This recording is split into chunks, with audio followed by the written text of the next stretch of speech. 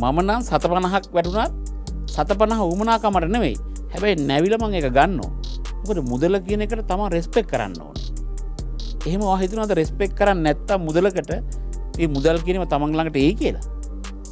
ඔයා හිතනවාද රෙස්පෙක්ට් කරන්නේ නැති කිසිම දෙයක් තමන් ළඟට එන්නේ නැහැ.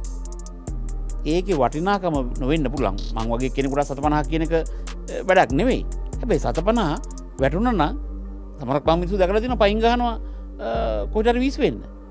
මම නම් කරන්නේ නැහැ. මම 25ක් වැටුණා ඒක නැවෙන්න විතරයිනේ තියෙන්නේ. නැවිලා අරගෙන ඒක රෙස්පෙක්ට් එකට ඒ ඕන තැනක තිබ්බහම ඉවරයිනේ. මොකද සල්ලි ගිහිල්ලා රෙස්පෙක්ට් කරන්නේ නැතුව පාවිච්චි කරන්න. Tamanට අන්තිමට මොන හරි දෙයක් පර්චේස් කරන්න ඕන නම් සල්ලි කියන එකේ බලන්න සමහරක් මිනිස්සුන්ට තියෙන ඒකනේ. එයා හිතන්නේ සල්ලි කිව්වම 750 සල්ලි නෙවෙයි.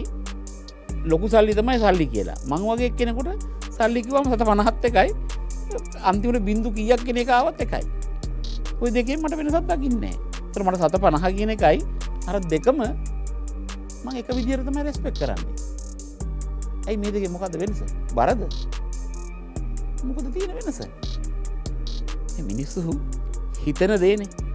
දුප්පත් මිනිහෙක් වුණා සමහර කරලා 750ක් දැක්කොත් 750 මොනා කරන්නද අද? ඒක සල්ලි.